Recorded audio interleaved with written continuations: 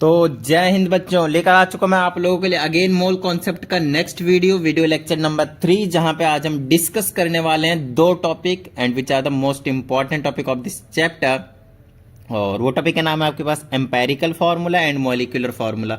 सो no doubt उसे हम अभी डिस्कस करेंगे, but before that we have to understand concept of percentage composition. ठीक है ना, परसेंटेज कॉम्पोजिशन। अब देखिए, परसेंटेज कॉम्पोजिशन को जनरली हम मास परसेंट के नाम से भी जानते हैं। तो एक ही बात है, अगर आपको परसेंट निकालना आता हो तो ये काम बहुत ज़्यादा आसान लगेगा आप लोगों के लिए। ठीक है, ओके। तो देखिए, मास परसेंट हम कैसे कैलकुलेट करते हैं बहुत ही अच्छे तरीके से समझिएगा। एक एग्जाम्पल लेते हैं, एग्जाम्पल से आपको एक बेटर अंडरस्टैंडिंग मिलेगी। ठीक है, तो एग्जाम्पल में हमने आपको दिया ग्लूकोज, और ग्लूकोज का जो फॉर्मूला होता है वो होता है C6H12O6। ठीक है ना, C6H12O6, ये आपके पास ग्लूकोज का फॉर्मूला है। अब ये जो चीज है वो 1 मोल है। देखिए यहाँ पे कितना लिखा हुआ है, इसके पहले पूरे के पहले 1 है, तो 1 मोल है। ठीक है ना, और 1 मोल ग्लूकोज का सबसे पहले आपको मैं बोलूंगा मॉलिक्यूलर मास निकाल लीजिए। मॉलिक्यूलर मास कैसे निकालना है सिखा दिया था लास्ट वीडियो में, राइट। कार्बन का 12 होता है 6 है, 12 छक 72। ठीक है, प्लस में हाइड्रोजन का 1 होता है 12 है, तो इंटू में 12 करेंगे तो 12 आ जाएगा, प्लस ऑक्सीजन का 16 होता है 6 है, तो 16 50 16 छक 96। और इन सबको अगर आप ऐड कर देते हैं तो आपको 180 ग्राम मिलेगा। बोलिए किसी भी तरह की कोई भी प्रॉब्लम नहीं ना, यहाँ तक क्लियर है, डन है। ठीक है, चलिए आगे की बात कर लेते हैं हम यहीं पे। Okay great. अब देखिए यहाँ पे जब हम मॉलिक्यूलर मास निकाल लेते हैं, लेकिन हमें समझना क्या है, परसेंटेज कॉम्पोजिशन। देखिए परसेंटेज कॉम्पोजिशन का मतलब क्या है, 180 ग्राम में 180 ग्राम निकला ना ये टोटल, तो उसमें 180 ग्राम ग्लूकोज में कितना परसेंट कार्बन और क्या क्या था, हाइड्रोजन और ऑक्सीजन और हाइड्रोजन है, बस उसी को हम कहते हैं परसेंटेज कॉम्पोजिशन या फिर मास परसेंट, एक ही बात है। तो 180 ग्राम में यार कुछ ग्राम क्या होंगे आपके पास, कार्बन के अमाउंट होंगे, कुछ ग्राम ऑक्सीजन के अमाउंट होंगे, और कुछ ग्राम किसके होंगे, हाइड्रोजन के ग्राम होंगे। अच्छी बात है, उसी चीज को आपको परसेंट में कन्वर्ट कर देना है। तो सबसे पहले परसेंट निकालना सिखा देता हूं मैं आप लोगों को। चलिए, जिसका भी परसेंट निकालना है उसे आप ऊपर रखना है, नीचे में आपको हमेशा टोटल रखना है, और इंटू में आपको करना है 100 और लगा देना है परसेंट। ठीक है, समझ में आई बात इतनी, डन है। मान लीजिए आप किसी भी शॉप पे गए, 1000 रुपीज का एक शर्ट खरीदा, ठीक है ना, लेट से, या फिर एक आपने 1000 रुपीज का एक टी शर्ट खरीदा, और आपको कहता है भैया हमने ना आपको डिस्काउंट दिया 200 रुपए का, चलिए आपको 800 रुपए का ही दे देंगे, चलो मौज लो। आपको पता लगाना है कितने परसेंट का डिस्काउंट मिला, तो कितने का निकालना है, 200 का। टोटल कितना है, 200 रुपए है ना, तो 200 का कितना परसेंट डिस्काउंट बनेगा, वही चीज है। नीचे में टोटल मतलब 1000 और इंटू में 1000, 2 जीरो से 2 जीरो इंटू में 100, सॉरी 2 जीरो से 2 जीरो उड़ा दीजिए, 1 जीरो से 1 जीरो उड़ा दीजिए, 20 बचा, और ये परसेंटेज साथ में आने वाला है, तो आपको 20% का डिस्काउंट मिल गया, बात खत्म। समझ में आई बात इतनी, ठीक है। अब वही चीज है, अब अभी जैसे कि हमने आपको एग्जाम्पल में समझाया, भाई चेंज हो जाए यार, अच्छा इस पे सिलेक्ट होगा तभी चेंज होगा, ठीक है, ओके ग्रेट। अब मान लेते हैं हमें कार्बन का भी और हाइड्रोजन का भी और ऑक्सीजन का भी परसेंटेज निकालना है। तो कार्बन कितना ग्राम है, सबसे पहले वो देखो, C6H12O6 में कितना ग्राम परसेंट है, तो ये वाला 72 ग्राम था, ये 12 ग्राम था, और ये 96 ग्राम था। बोलिए हाँ या नहीं, बिल्कुल सही बात है। तो ये 72 ग्राम आप ऊपर रखेंगे अगर आप कार्बन की परसेंटेज निकालना चाहते हैं तो, और नीचे में टोटल मतलब 180 पूरे कंपाउंड का मॉलिक्यूलर मास, ठीक है ना, 1 मोल का, और इंटू में आपके पास 100, तो ये आ जाएगा परसेंटेज। 1 जीरो से 1 जीरो कैंसिल कर दीजिए, और ऊपर आ जाएगा आपके पास 18 चौक 72, और ये 1 जीरो, तो 40% आपके पास कार्बन प्रेजेंट है पूरे ग्लूकोज के में, ठीक है ना, 40%। हाइड्रोजन की बात करेंगे तो हाइड्रोजन का मास है 12, नीचे आ जाएगा टोटल 180, और इंटू में आपके पास 100%, ठीक है, परसेंट 1 जीरो से 1 जीरो कैंसिल हो गया, ठीक है, ओके ग्रेट। इसको काटते हैं तो ये आ जाएगा कितने, 6 से काट देता हूँ, ये 2 बार में और ये 3 बार में, ऊपर बचा 20, नीचे बचा 3, इससे जब इसको डिवाइड करेंगे तो 6.67% आ जाएगा। कोई दिक्कत, नहीं, ठीक है। अब 100% होते हैं टोटल कंपाउंड, तो 40 एंड 6 ये है, तो रेस्ट जो रिमेनिंग बचेगा वो 100% क्या होने वाला है आपके पास, ऑक्सीजन होने वाला है। चाहे आप निकाल सकते हैं, नहीं तो इन दोनों को ऐड करके आप 100 में से सब्ट्रैक्ट भी कर सकते हैं, बात एक ही पड़ेगी, ठीक है। Okay great. और ऑक्सीजन है आपके पास 96 ग्राम। चलिए तो 96 अपॉन में 180 कर सकते हैं, और मल्टीप्लाई में कितना कर देंगे हम, 100%, ठीक है। 0 0 कैंसिल कर दीजिए, काट देता हूँ 6 से, 6 3 18, 6 एकम 6, 6 6 36, फिर 3 से काटूंगा तो 53 पॉइंट समथिंग बन जाएगा, ठीक है ना। वो 53 पॉइंट समथिंग 33% बनेगा। अब इन तीनों को जोड़ लीजिए, अगर 100% आया तो ही आपने सही किया, अदरवाइज गलत किया। तो आई होप आपको समझ में आया होगा कि परसेंटेज कॉम्पोजिशन कैसे निकालते हैं। टोटल में किसी की परसेंटेज कितना है उसी को बोलेंगे परसेंटेज कॉम्पोजिशन। आई होप ये चीज समझ में आई होगी आपको, ठीक है। ओके चलिए, अब मैं आप लोगों को लेकर चलता हूं empirical formula and molecular formula के पास, ठीक है। Okay great. तो सबसे पहले देखिए हमारे पास क्या है, हमारे पास है मॉलिक्यूलर फॉर्मूला, ठीक है। मॉलिक्यूलर फॉर्मूला क्या होता है वो बताता हूं। तो मॉलिक्यूलर फॉर्मूला का मतलब हो गया C6H12O6, मतलब जिस स्टेट में, जिस फॉर्म में वो एग्जिस्ट कर रहा है उसी को हम कहते हैं एक तरीके से मॉलिक्यूलर फॉर्मूला। कोई टेंशन वाली बात नहीं है। लेकिन अगर आपने ध्यान समझिएगा, इसको एक सिंपलेस्ट फॉर्म में लिख दिया, अगर आपने इसको एक सिंपलेस्ट फॉर्म में लिख दिया तो उसी को हम बोलते हैं एम्पेरिकल फॉर्मूला। अब बात आती है एम्पेरिकल फॉर्मूला, सर हम सिंपलेस्ट फॉर्म में लिखें तो लिखें कैसे, समझ में आ रही है ना बात। हम लिखें तो भाई लिखें कैसे, तो देखिए यहाँ पे आपको क्या करना है, ये 6 है, ये 12 है, ये 6 है।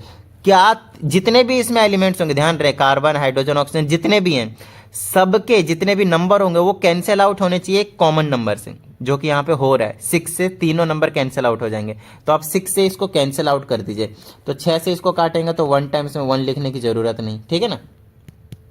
ओके, उसके बाद हाइड्रोजन है, तो हाइड्रोजन आपके पास कितने हैं, 2 बार में कटेगा 12 है। ऑक्सीजन है, कितने बार में कटेगा, 1 बार में, 1 लिखने की जरूरत नहीं है। So this is your empirical formula, बोले तो CH2O। सो सिंपलेस्ट फॉर्म में जब हम लिख देते हैं कैंसिल आउट करके तो उसको हम बोलते हैं एम्पेरिकल फॉर्मूला। तो बहुत सारे ऐसे होंगे जो ऑलरेडी सिंपलेस्ट फॉर्म में होंगे, कहने का मतलब वही उसका एम्पेरिकल फॉर्मूला भी होगा और वही उसका मॉलिक्यूलर फॉर्मूला होगा, उसमें आपको कुछ भी करने की जरूरत नहीं है। समझ में आ रही होगी बात, डन है, ठीक है। चलिए आगे की बात कर लेते हैं अब हम। तो ये तो हुआ एम्पेरिकल फॉर्मूला और मॉलिक्यूलर फॉर्मूला। अब आपको एक चीज और बता दूं, अगर आप चाहते हैं कि आपको एम्पेरिकल फॉर्मूला मिल गया है, ध्यान समझिएगा, एम्पेरिकल फॉर्मूला मिल गया है, ये जो चीजें मैं बता रहा हूं आपको ना, कंसेप्ट जो बता रहा हूं बहुत बहुत ज्यादा इंपॉर्टेंट है, और मैं सारी चीजें एक्सप्लेन कर रहा हूं, एक भी चीजें छोड़ नहीं रहा हूं, ध्यान रहे।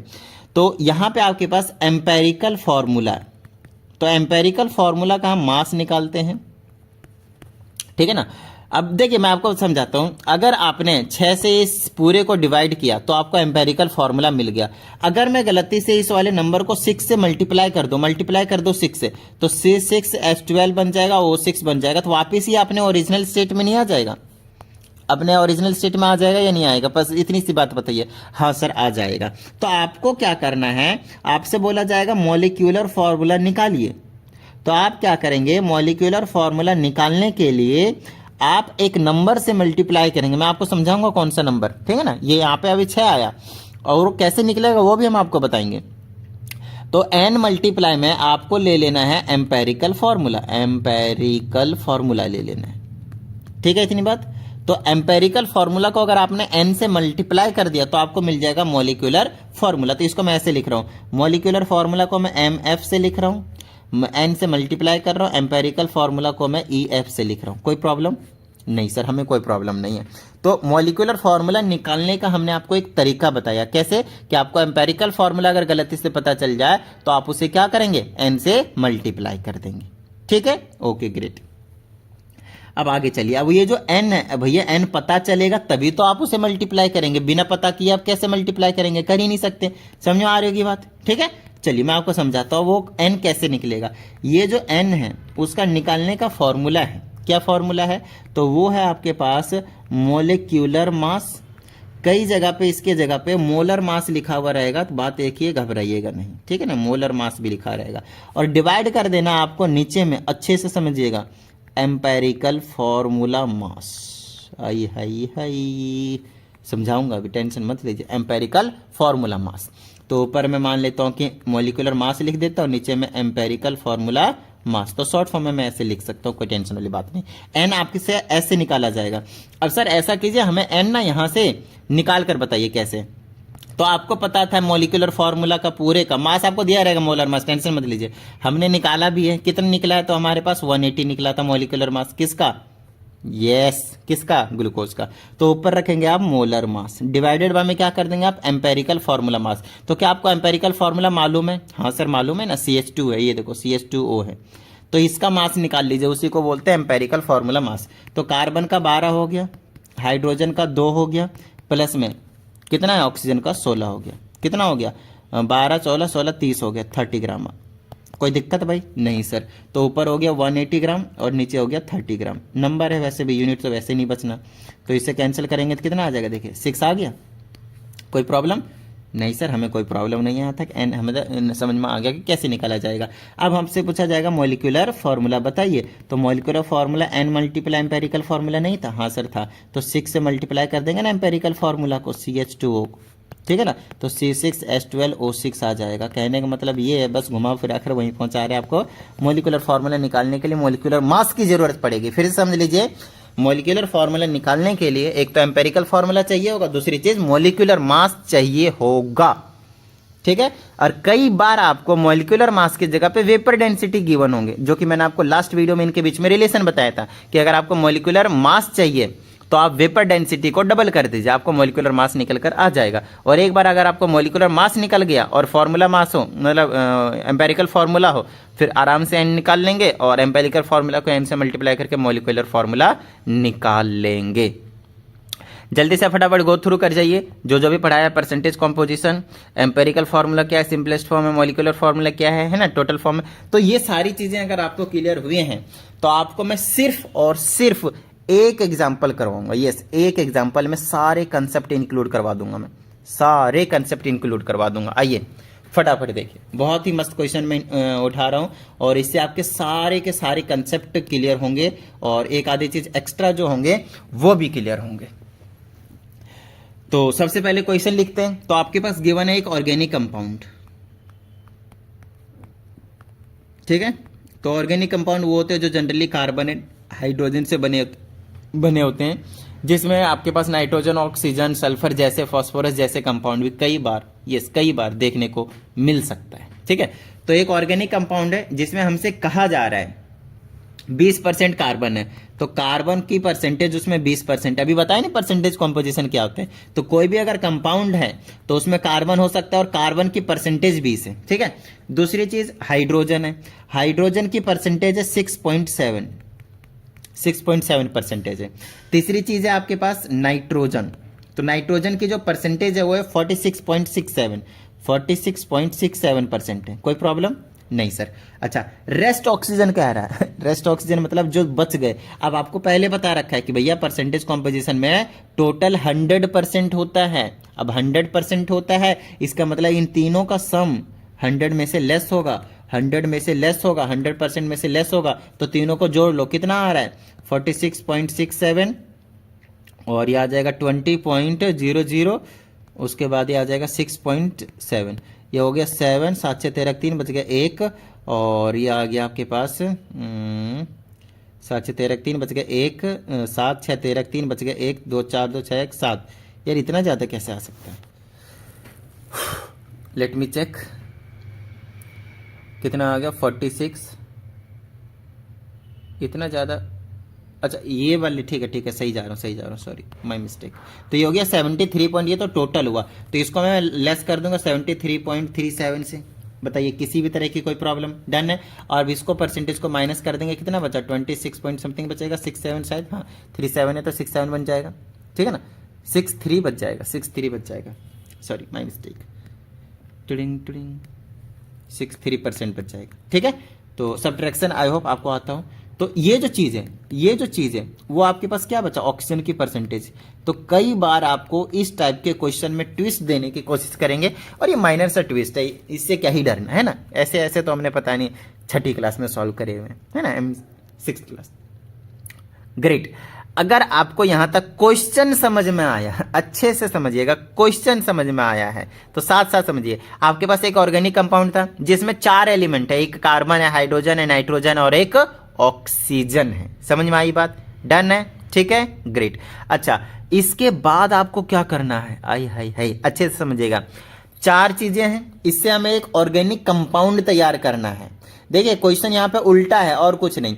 अभी थोड़ी देर पहले हमने आपको समझाया परसेंटेज कॉम्पोजिशन, जहां पे आपको एक कंपाउंड दिया था वहां से आपने परसेंटेज निकाले। यहां पे आपको परसेंटेज दिया है, इसको उल्टा करके आपको कंपाउंड निकालने हैं, और कुछ नहीं, और कुछ नहीं। ठीक है, इतनी बात डन है, ठीक है, ओके ग्रेट। अब यहां से हमें बनानी पड़ती है एक टेबल। अब बात आती है सर ये कौन सा टेबल है, हमने तो सेकंड क्लास में टेबल पढ़ा होगा। अरे वो टेबल नहीं, 2 एकम 2 2 दूनी 4, ये वाला टेबल नहीं। तो यहां पे बनाना पड़ेगा ये वाला टेबल, समझाते हैं, ठीक है। ओके, तो यहां पे देखिए कौन सा टेबल की बात करेंगे। सबसे पहले आप यहां पे लिखेंगे एक एलिमेंट, ठीक है, एलिमेंट। उसके बाद इस तरह वाला टेबल। दूसरा लिखेंगे क्या, उसके परसेंटेज गिवन है, ठीक है, कितनी उसकी परसेंटेज गिवन है, ये दूसरा टेबल बनेगा। तीसरा बनेगा रिलेटिव रेशियो का, या फिर आप कह सकते हैं नंबर ऑफ मोल्स लिख लीजिए, जो कि आपको एक बेटर अंडरस्टैंडिंग देगी, नंबर ऑफ मोल्स। तीसरी चीज सिंपलेस्ट रेशियो, बहुत ज्यादा इंपॉर्टेंट, सिंपलेस्ट रेशियो या फिर होल नंबर रेशियो भी बोल सकते हैं आप इसको, ठीक है ना। ये 4 चीजों का आपको एक कॉलम बनाना है। तो एलिमेंट में आपके पास क्या क्या था, सबसे पहले आप वही लिखेंगे। तो एलिमेंट में carbon, hydrogen, nitrogen, oxygen, carbon, hydrogen, nitrogen, oxygen, ठीक है, इतनी बात। Carbon, hydrogen, nitrogen, oxygen. Bracket में आप इनके मास लिखते जाएंगे जो आपको गिवन होंगे, नो डाउट। कार्बन का 12 है, हाइड्रोजन का 1 होता है, नाइट्रोजन का 14 होता है, ऑक्सीजन का 16 होता है, एटॉमिक के फॉर्म वाले, ठीक है। अच्छा, परसेंटेज लिख लीजिए इनके कितने कितने दिए, 20, 6.7। तो यहाँ पे 20 है, ये 6.7 है। उसके बाद आपके पास आ जाएंगे नाइट्रोजन का कितना था, 46.67 था। उसके बाद ऑक्सीजन का हमने निकाला था 26.63 निकला था। बताइए किसी भी तरह की कोई प्रॉब्लम? अब ध्यान से समझिएगा, ये जो चीज होती है ना आपके पास, ये जो परसेंटेज होते हैं, इनको हम कहते हैं गिवन मास। सारी चीजें एक्सप्लेन कर रहा हूं, अच्छे से समझते जाइएगा, ठीक है। इनको हम कहते हैं given mass, got it, okay. अब देखिए नंबर ऑफ मोल्स कैसे निकलता था, इसको हम रिलेटिव रेशियो के नाम से भी जानते हैं। तो रिलेटिव रेशियो लिखो, कोई टेंशन वाली बात नहीं, ठीक है ना, रिलेटिव रेशियो। अब देखिए यहाँ पे नंबर ऑफ मोल्स निकालना है अपने को, तो नंबर ऑफ मोल्स निकलेगा कैसे सर? तो निकालो यार, नंबर ऑफ मोल्स का फॉर्मूला क्या होता था, गिवन मास अपॉन में molecular mass, given mass upon में मॉलिक्यूलर मास। अरे लास्ट वीडियो में न्यूमेरिकल भी करवाए इनके बेस पे। तो चलो, गिवन मास कितना है 20, मॉलिक्यूलर मास कितना है कार्बन का ही निकाल रहे ना 12। समझ में आई बात? डिवाइडेड बाय में इसका कितना है 6.7 डिवाइडेड बाय में 1, इसका कितना है 46.67 गिवन मास अपन में मॉलिक्यूलर मास कितना है 14, और इसका कितना है आपके पास 26.63 डिवाइडेड बाय में कितना है आपके पास 16। बताइए यहां तक किसी भी तरह की कोई भी प्रॉब्लम हो तो फटाफट आप बता सकते हैं, ठीक है। उसके बाद का काम होता है इनको डिवाइड करना। अब इससे इसको डिवाइड करेंगे लगभग 1.6 समथिंग आ जाएगा, तो 1.6666 चलता रहेगा, 7 कर देता हूं, और इसको डिवाइड करेंगे तो ये तो 6.7 ही रहने वाला है, कोई टेंशन वाली बात नहीं है ना। चलिए अब इसे इसको डिवाइड करेंगे 14 या 42, मतलब 3.3333 ये चलता रहेगा, तो आप वो देख लें 3.33 ले लें, और 16 है तो इसमें कितना आ जाएगा आपके पास 1 पॉइंट लगभग 5 के आसपास आएगा ना, 16 8 24 5 से भी ज्यादा जाएगा, तो 1.6666 ऐसे कुछ जाता रहेगा आपके पास। तो ये डिवीजन करने के बाद, कैंसिल आउट करने के बाद, अब देखिए ये जो आए हैं डेसिमल में आए, उसके बाद ये सिंपलेस्ट रेशियो निकलता है ना हमारे पास, ध्यान से समझिएगा, सिंपलेस्ट रेशियो निकलता है, उसको मतलब सिंपलेस्ट रेशियो निकालने के लिए आपको चेकआउट करना है कि इन सब में सबसे छोटा कौन सा है, इन सब में सबसे छोटा कौन सा है, पता कीजिए कौन सा है। तो सर 1.6 है, ये तो 1.67 है, और ये वाला 1.6 है, तो ये भी 1.67 ही है, कोई वो अलग नहीं है, ठीक है ना, एक ही बात है, 6666 चलता रहेगा, तो आप 67 लिख सकते हैं। तो सर अब क्या करें, सबसे छोटा था हमने ढूंढ लिया, अब उसी से आपको सबको ही डिवाइड करना होता है, सिंपलेस्ट रेशियो में क्या करना होता है आपको, उसी से सबको ही डिवाइड करना होता है। टेबल समझाते जा रहा हूं, अच्छे समझिएगा। तो 1.67 को मैं 1.67 से ही डिवाइड करूंगा, फिर 6.7 को मैं 1.67 से डिवाइड करूंगा, फिर 3.33 से डिवाइड करूंगा तो 1.67 को, और फिर से 1.67 को डिवाइड करूंगा तो 1.67 से। और इनको अब क्या करना है, आपको कैंसल आउट करते जाना और काम जो है वो बनाते जाना है। ठीक है, डन है, ओके ग्रेट।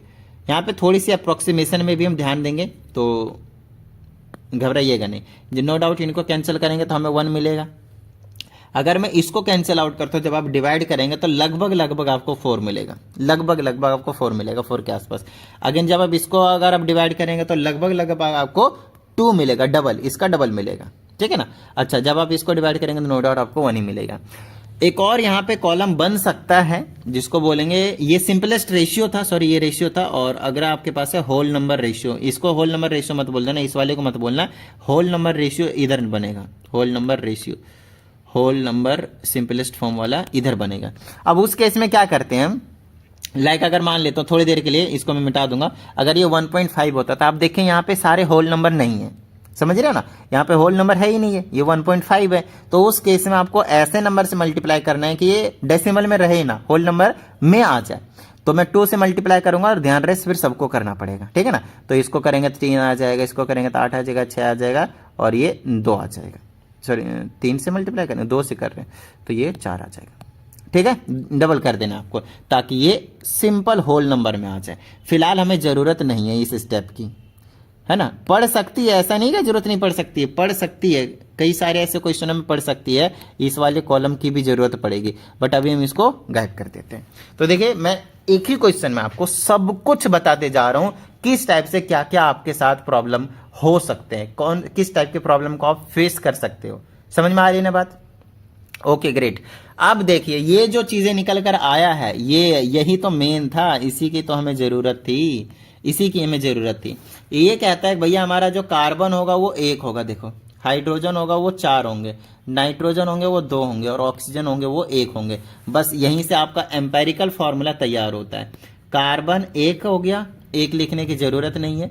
उसके बाद हाइड्रोजन 4 है, हाइड्रोजन 4 है, नाइट्रोजन कितने थे, 2 थे शायद, हाँ 2 थे, और ऑक्सीजन आपके पास कितने थे, 1 थे। तो 1 लिखने की जरूरत नहीं है कहीं पे भी। और ये आपके पास जो निकलता है उसी को हम बोलते हैं एम्पेरिकल फॉर्मूला।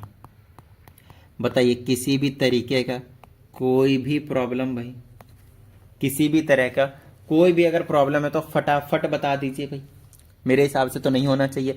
तो अगर आपको एम्पेरिकल फॉर्मूला मिल गया तो क्या मॉलिक्यूलर फॉर्मूला निकालना कोई हमारे लिए बड़ी बात है? नहीं सर, आपने तो अभी अभी हमें सिखा दिया है। आइए, तो हमें पता है कि मॉलिक्यूलर फॉर्मूला निकालने के लिए हमें n से मल्टीप्लाई करना पड़ता है, किसको, एम्पेरिकल फॉर्मूला को। तो एम्पेरिकल फॉर्मूला तो है मेरे पास, यहाँ पे ये है, इसको मैं n से मल्टीप्लाई करूंगा, लेकिन सर हमें तो n पता ही नहीं है। n हम देंगे ना भाई, क्यों टेंशन ले रहे हो, n हम आपको बताएंगे। अब n निकालने के लिए हमें 2 ही चीज चाहिए, एक तो मोलर मास और डिवाइडेड बाय में क्या, यस एम्पेरिकल फॉर्मूला मास, जो भी आपको मैंने समझाया। अब एम्पेरिकल फॉर्मूला तो हमें पता है ये है, तो यहां से मैं एम्पेरिकल फॉर्मूला मास निकाल लूंगा। कार्बन का 12, हाइड्रोजन का 4 हो गया, नाइट्रोजन का 14 दूनी 28 हो गया, ऑक्सीजन का 16 हो गया। 12 4 16 16 32, 32 और 28 30 60 हो गया, 60 हो गया, 60 ग्राम हो गया। ठीक है, तो आप देखिए मॉलिक्यूलर मास नहीं पता है ना। अब मॉलिक्यूलर मास या तो आपको गिवन होंगे, फिर से सुन लीजिए, मॉलिक्यूलर मास या तो आपको गिवन होंगे, नहीं तो इन केस में आपको वेपर डेंसिटी जरूर दिया होगा।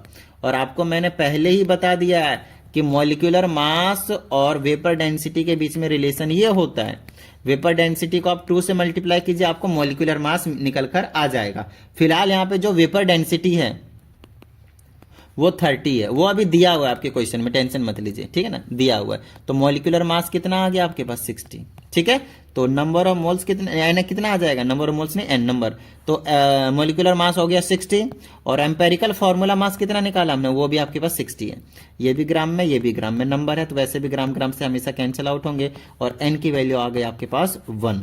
मतलब यहाँ पे हमें 1 रखने की जरूरत है, और 1 से जब मल्टीप्लाई करेंगे एम्पेरिकल फॉर्मूला को CH4N2O, तो भैया यही चीज निकल कर आ जाएगी ना।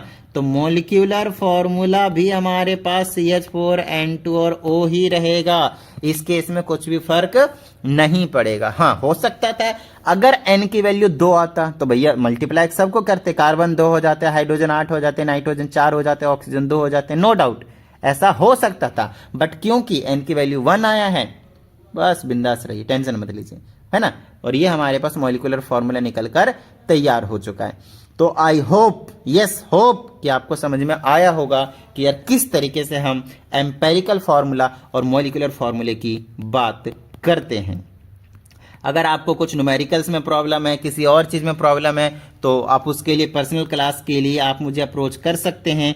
इस 74 28 52 56 69 पे व्हाट्सएप नंबर है, आप कांटेक्ट कर सकते हैं। नहीं तो आप सिंपली, अगर आप चाहते हैं कि पैसे खर्च ना करें, पर्सनल क्लास की नीड नहीं है आपको, अच्छी अंडरस्टैंडिंग हो रही है, देन बहुत ही अच्छी बात है। तो आप सिंपली अगर एक आधे कुछ डाउट आते हैं तो वो मैं फ्री ऑफ कॉस्ट आपको बताते रहता हूं, तो प्लीज व्हाट्सएप पे आप कर दीजिए, आपको वीडियो का सॉल्यूशन जो है वो मिल जाएगा आपके क्वेश्चन का। नहीं तो अगर आप पर्टिकुलरली 1 घंटे का क्लास चाहते हैं तो वो मैं आपको प्रोवाइड कर सकता हूं, but this class will be paid. तो इस भ्रम में मत जिएगा कि मैं फ्री में पढ़ाऊंगा, क्योंकि भैया 1 घंटा देंगे हम आपको, हमको हमारा भी तो कुछ बनता है। चलो भाई, तो मिलते हैं अगली वीडियो में, प्रैक्टिस करते रहिएगा। जय हिंद।